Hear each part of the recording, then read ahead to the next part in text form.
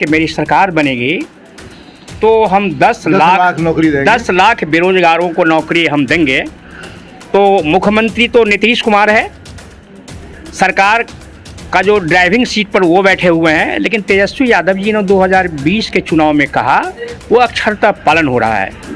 हिंदुस्तान में बिहार ये पहला राज्य है जो अगले महीने नवंबर में 1,20,000 शिक्षकों को नियुक्ति पत्र देने जा रही है।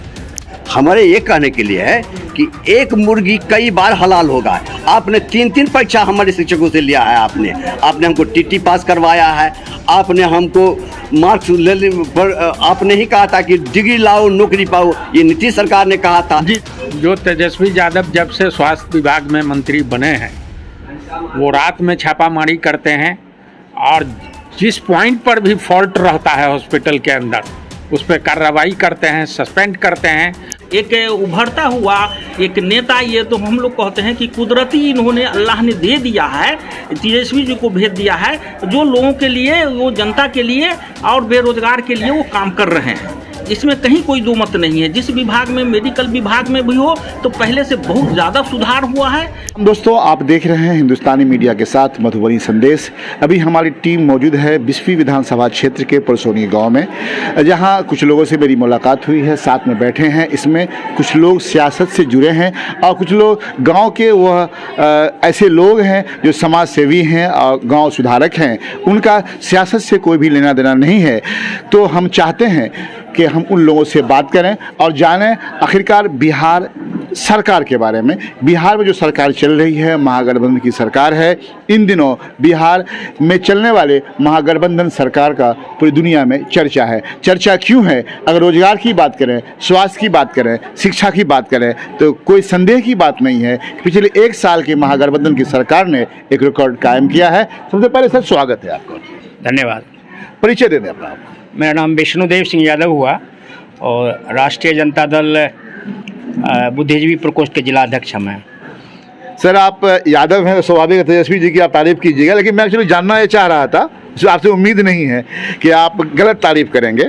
मुझे आप ये बताएं कि तेजस्वी यादव और नीतीश कुमार का जो गठबंधन इस बीच में हुआ, हालांकि सरकार में और भी पार्टीज़ के लोग हैं, ऐसा माना जा रहा है कि शिक्षा स्वास्थ्य के क्षेत्र में कमाल की तरक्की हुई है। आप कहाँ तक मेरी बातों से सहमत हैं? नहीं, सही आपने कहा। चूँकि 2020 का जो चुनाव हुआ, विधानसभा का चुनाव, उस चुनाव में तेजस्वी यादव के नेतृत्व में 2020 का चुनाव हुआ। उस समय भी महागठबंधन था और तेजस्वी यादव पूरे बिहार में विधानसभा का चुनाव में उनका एजेंडा था कि मेरी सरकार बनेगी तो बेरोजगारी, कमाई, दवाई, सिंचाई वाली सरकार होगी हमारी। बेरोजगारी को दूर करेंगे हम, स्वास्थ्य सेवा को दुरुस्त करेंगे और जो किसानों का हकूक़ सिंचाई वाला है उसको भी हम दुरुस्त करेंगे। और विधानसभा चुनाव के बाद तेजस्वी यादव विपक्ष के बहुत तेज तर्राक नेता बने। फिर नीतीश जी के साथ गठबंधन हुआ, बिहार सरकार में अभी उप मुख्यमंत्री हैं वो। तेजस्वी यादव ने 2020 के विधानसभा चुनाव में जो कहा कि मेरी सरकार बनेगी तो हम 10 लाख नौकरी देंगे, 10 लाख बेरोजगारों को नौकरी हम देंगे। तो मुख्यमंत्री तो नीतीश कुमार है, सरकार का जो ड्राइविंग सीट पर वो बैठे हुए हैं, लेकिन तेजस्वी यादव जी ने 2020 के चुनाव में कहा वो अक्षरतः पालन हो रहा है।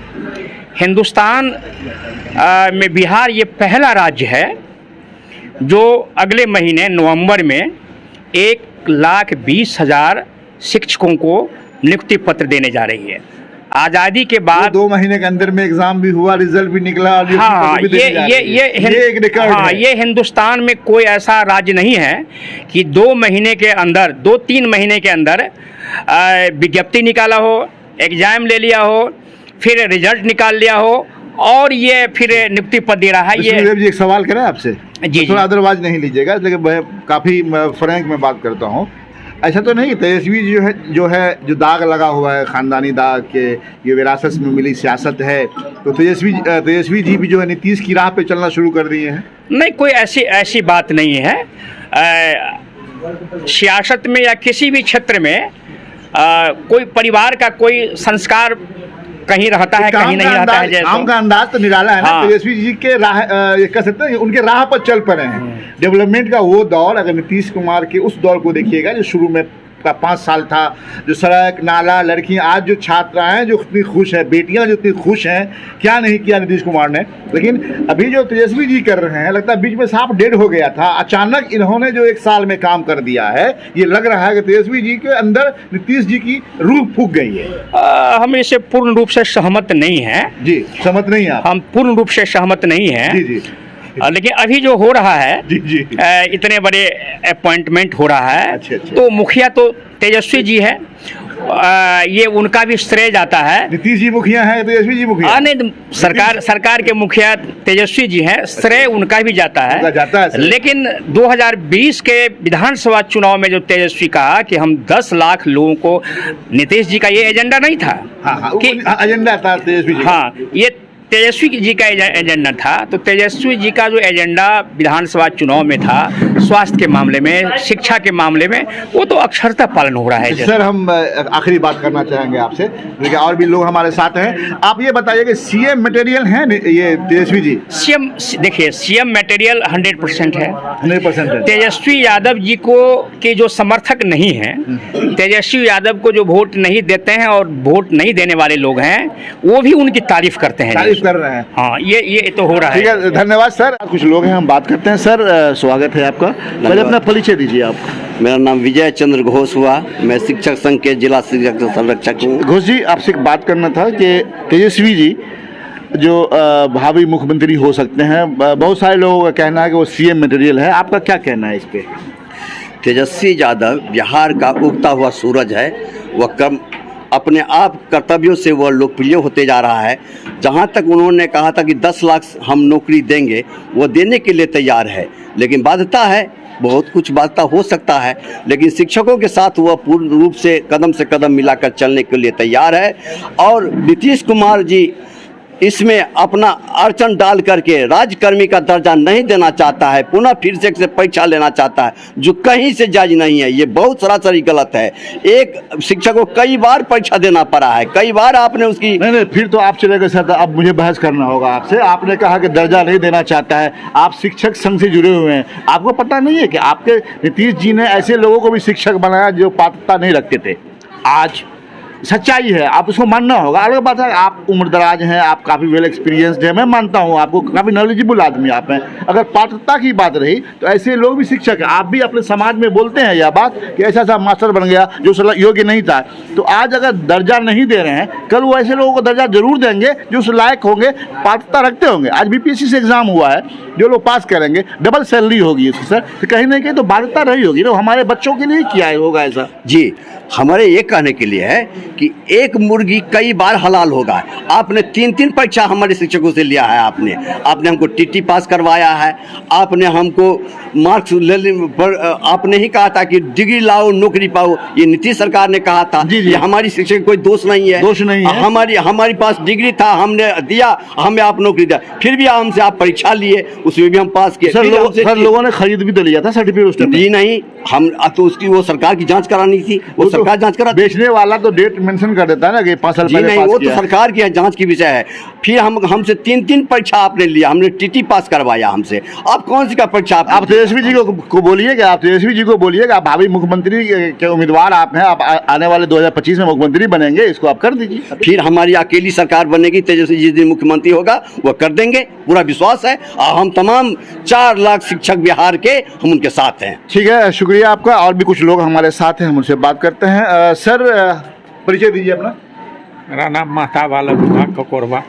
महताब साहब, एक बात बताइए मुझे कि स्वास्थ्य की अगर बात की जाए तो स्वास्थ्य डिपार्टमेंट में, हेल्थ डिपार्टमेंट में इनकलाब आ गया है। IGIMS जानते हैं आप, हर आदमी भली भांति जानते हैं। IGIMS में जो छूट दिया गया है उन मरीजों के लिए जिसके लिए कल तक सपना था जाना, उसे मुफ्त इलाज करने का ऐलान करके तेजस्वी यादव ने, समझिए कि लोगों के दिल में जगह कर लिया है। आपका क्या कहना है इस पर?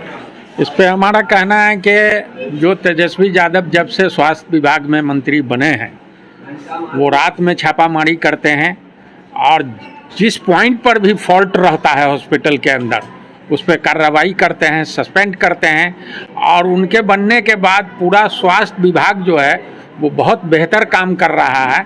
इसलिए हम तेजस्वी जी को भी धन्यवाद देते हैं और वो आगे भी बिहार को और बढ़ाए और अच्छा काम करें।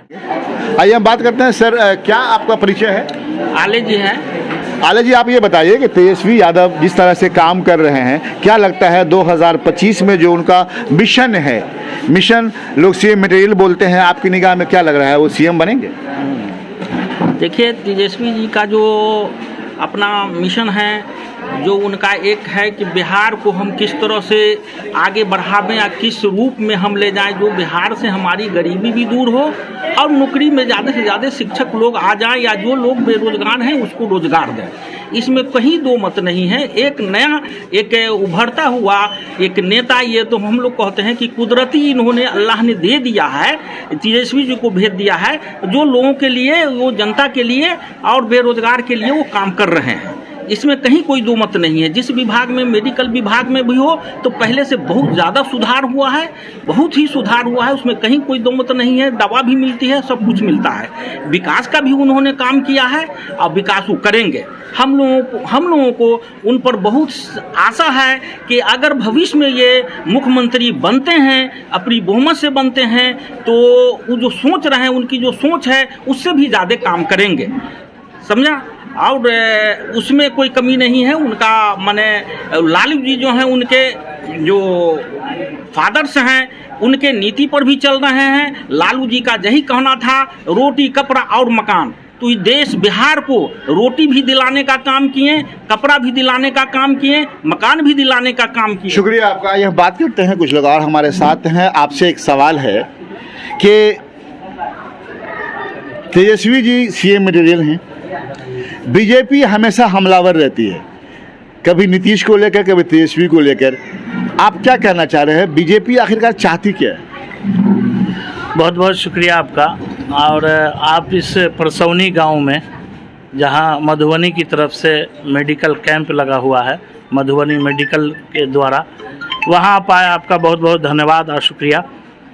मैं ये कहना चाह रहा हूँ कि तेजस्वी जी पर बीजेपी हमलावर है, तो उनके अब्बा पे भी, बाप पे भी हमलावर हुई। आपने देखा होगा कि यहाँ अभी 2 महीना कबल रेलवे स्टेशन का उद्घाटन किया गया। आप मीडिया कर्मी हैं, आप हमसे बेहतर जानते हैं। क्या यहाँ काम शुरू हुआ? अब इलेक्शन का भी दौर लोकसभा का शुरू होगा।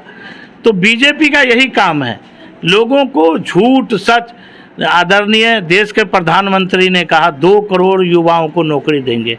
तेजस्वी यादव तो कर रहे हैं, पुलिसकर्मी में बहाल हुई है, शिक्षक में 1,20,000 की बहाली होगी और तमाम बिहार के युवाओं को वो रोजगार से जोड़ रहे हैं, स्वास्थ्य से जोड़ रहे हैं। लेकिन क्या ये जो देश के प्रधानमंत्री है और उनकी पार्टी है, उन्होंने किया ऐसा?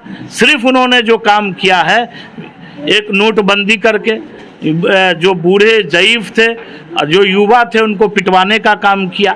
उसके बाद दूसरा काम के लोगों को झूठा आश्वासन दे करके जुमलेबाजी की दुकान, जुमलेबाजी का तो पूछिए मत। अच्छा, आपसे एक आखिरी सवाल करेंगे, इसलिए कि थोड़ा ज़्यादा ही वक्त हो गया है। ये मुझे बताएं, आपके बीजेपी लोकसभा चुनाव होने हैं, बीजेपी दावा करती है कि बिहार हमारा है, सारे के सारे सीट हम लेंगे। आप क्या कहते हैं कि यहाँ जो बिहार में चुनाव होना है 2024 में, आरजेडी या फिर जो गठबंधन है, महागठबंधन, वो कितनी सीट लाएगी? नहीं, आरजेडी तो बहुत अच्छा प्रदर्शन करेगी। और इंडिया गठबंधन का जहाँ तक के सवाल है, तो इंडिया गठबंधन इस बार बिहार से नहीं, देश से मोदी जी को भगाने का काम करेगा। ये बिल्कुल युवाओं ने, आपको ये भी हम बता दें कि जिस देश का युवा और महिला चाहेगी, उस देश का परिवर्तन अनिवार्य है। तो 25 में क्या मुख्यमंत्री कौन होगा? 25 में आदरणीय तेजस्वी जी होंगे मुख्यमंत्री। होंगे, बिल्कुल होंगे, ठान लिया आप लोग? युवा और महिला ने ठाना है इस बात को। दर्शकों, देखा आपने, यहाँ कुछ लोग थे, कुछ लोग, मैंने पहले ही बताया था कि कुछ लोग इस गांव के बारूसूख शख्सियत हैं जो गांव समाज में रहते हैं, गांव के हालात से वाकिफ़ियत रखते हैं। कुछ लोग इसमें सियासत से भी जुड़े थे, इन लोगों ने बताया। इन लोगों का कहना है तेजस्वी यादव नौजवान हैं, कल का होने वाला मुख्यमंत्री है। जहाँ तक सीएम मटेरियल की बात है तो नौजवानों ने ठान लिया है कि वो सीएम बनेगा। फिर मिलते हैं किसी और वीडियो के साथ, तो देखते रहिए हिंदुस्तानी मीडिया के साथ मधुबनी संदेश।